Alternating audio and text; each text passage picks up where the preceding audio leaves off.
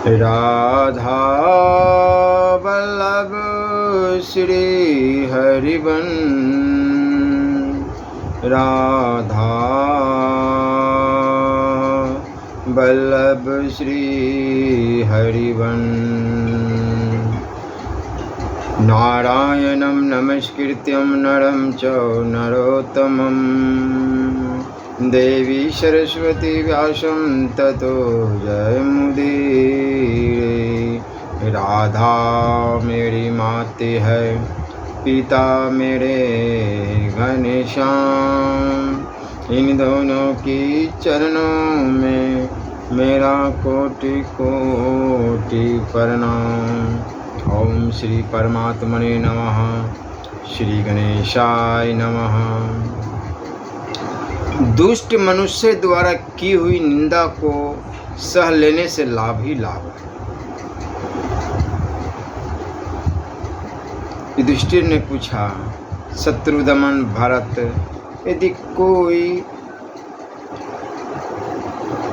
ढीठ मूर्ख मधुर या तीखे शब्दों में भरी सभा के बीच किसी विद्वान पुरुष की निंदा करने लगे तो वह उसके साथ कैसा बर्ताव करे। तो भीष्म जी ने कहा, भूपाल सुनो, इस विषय में सदा से जैसी बात कही जाती है उसे बता रहा हूँ। विशुद्ध चित्त वाला पुरुष इस जगत में सदा ही मूर्ख मनुष्य के कठोर वचनों को सहन करता है। जो निंदा करने वाले पुरुष के ऊपर क्रोध नहीं करता वह उसके पुण्य को प्राप्त कर लेता है। वह सहनशील मनुष्य अपना सारा पाप उस क्रोधी पुरुष पर ही धो डालता है। अच्छे पुरुष को चाहिए कि वह टिटिहरी या रोगी की तरह टाई टाई करते हुए उस निंदाकारी पुरुष की उपेक्षा कर दे। इससे वह सब लोगों के द्वेष का पात्र बन जाएगा और उसके सारे सत्कर्म निष्फल हो जाएंगे। वह मूर्ख तो उस पाप कर्म के द्वारा सदा अपनी प्रशंसा करते हुए कहता है कि मैंने अमुक सम्मानित पुरुषों को बड़ी सभा में ऐसी ऐसी बातें सुनाई कि वह लाज से गर गया, उसका मुख सूख गया, वह अधमरा सा हो गया। इस प्रकार निंदनीय कर्म करके वह अपनी प्रशंसा करता है और तनिक भी लज्जाता नहीं है। ऐसे नराधम की यत्नपूर्वक उपेक्षा कर देनी चाहिए। मूर्ख मनुष्य जो कुछ भी कह दे विद्वान पुरुष को वह सब सह लेना चाहिए। जैसे वन में कौवा व्यर्थ ही काँव काँव किया करता है, उसी तरह मूर्ख मनुष्य भी अकारण ही निंदा करता है। वह प्रशंसा करे या निंदा, किसी का क्या भला या बुरा करेगा, अर्थात कुछ भी नहीं कर सकेगा। यदि पापाचारी पुरुष के कटु वचन बोलने पर बदले में वैसे ही वचनों का प्रयोग किया जाए तो उससे केवल वाणी द्वारा कलह मात्र होगा। जो हिंसा करना चाहता है उसको उसका गाली देने से कोई प्रयोजन सिद्ध नहीं होगा। मयूर जब नाच दिखाता है उस समय वह अपने गुप्त अंगों को भी उघाड़ देता है। बहुत काम की बात है, इसे ध्यान में रखिएगा।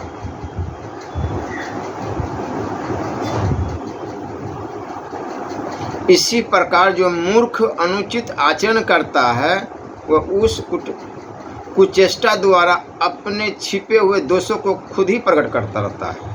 संसार में जिसके लिए कुछ भी कह देना या कर डालना असंभव नहीं है, ऐसे मनुष्य से उस भले मनुष्य को बात भी नहीं करनी चाहिए जो अपने सत्कर्म के द्वारा विशुद्ध समझा जाता है।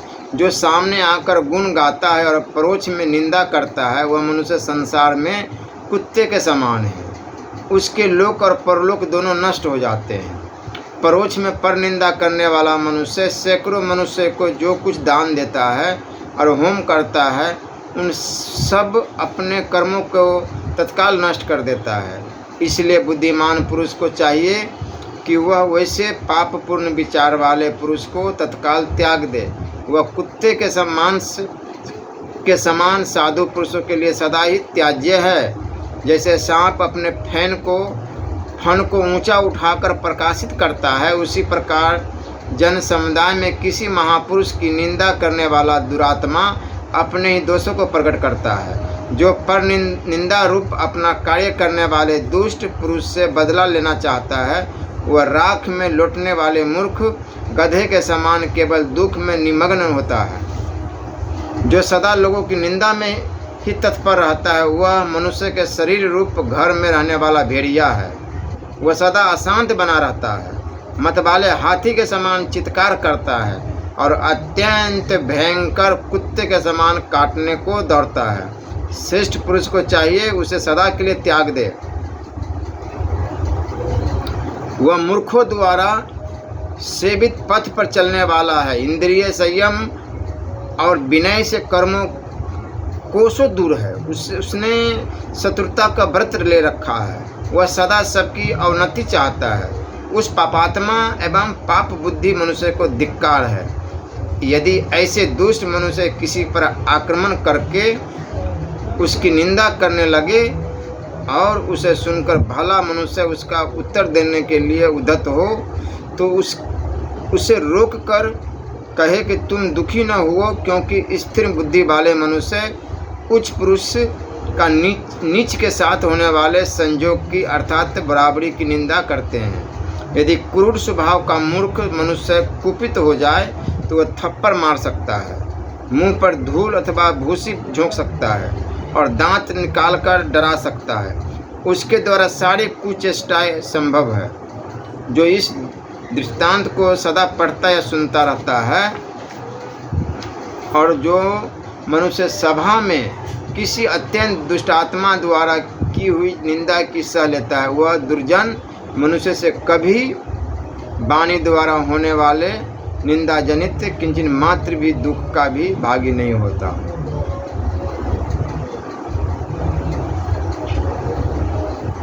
परम बुद्धिमान पितामह, मेरे मन में एक महान संशय बना हुआ है। राजन, आप मेरे उस संदेह का निवारण करें, क्योंकि आप हमारे वंश के प्रवर्तक हैं। युधिष्ठिर जी पूछ रहे हैं भीष्म पितामह से,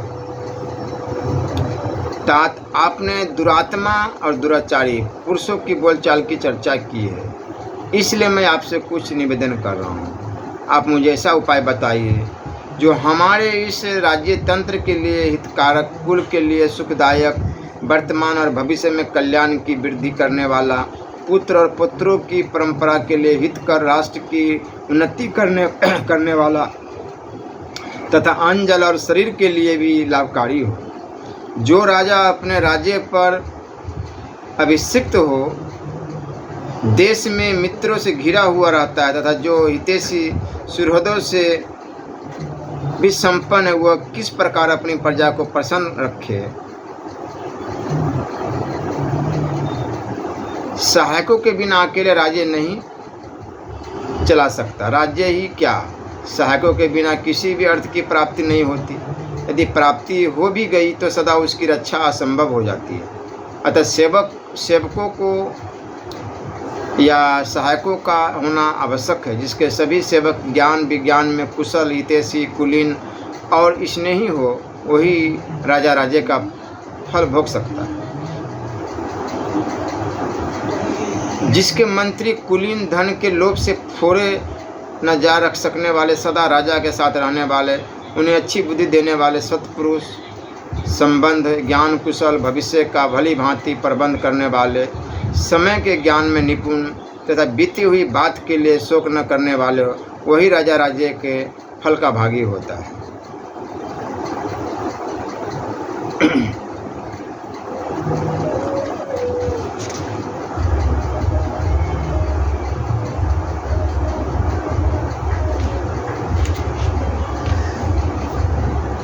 यदि लोभ बस फूट न सकने वाले, विश्वास पात्र, संग्रही, सुपात्र एवं निर्लोभ मनुष्य अन्नादि भंडार की रक्षा में तत्पर हो, तो उसकी विशेष उन्नति होती है। जिसके नगर में कर्म के अनुसार फल की प्राप्ति का प्रतिपादन करने वाले संक लिखित मुनि के बनाए हुए न्याय व्यवहार का पालन होता देखा जाता है, वह राजा धर्म के फल का भागी होता है। जो राजा राजधर्म को जानता और अपने यहाँ अच्छे लोगों को जुटा कर रखता है तथा अवसर के अनुसार संधि, विग्रह, यान, आसन, दृढ़ि भाव एवं सामराज्य नामक 6 गुणों का उपयोग करता है वह धर्म के फल का भागी होता है।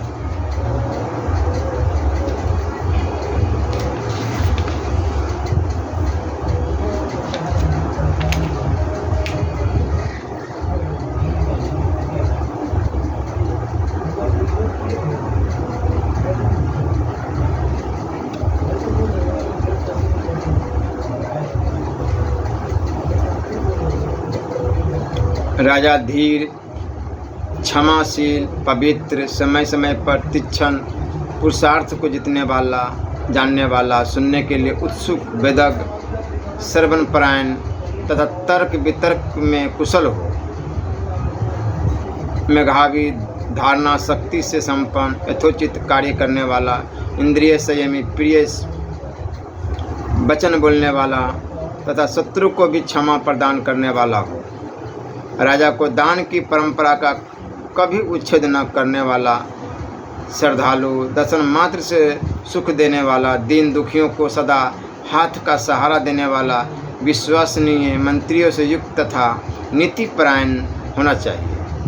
वह अहंकार छोड़ दे, दरंदों से प्रभावित न हो, जो ही मन में आवे वही न करने लगे, मंत्रियों के लिए हुए कर्म का अनुमोदन करे और सेवकों पर प्रेम रखे, अच्छे मनुष्य का संग्रह करे, जड़ता को त्याग दे, सदा प्रसन्न मुख रहे, सेवकों का सदा ख्याल रखे, किसी पर क्रोध न करे, अपना हृदय विशाल बनाए रखे।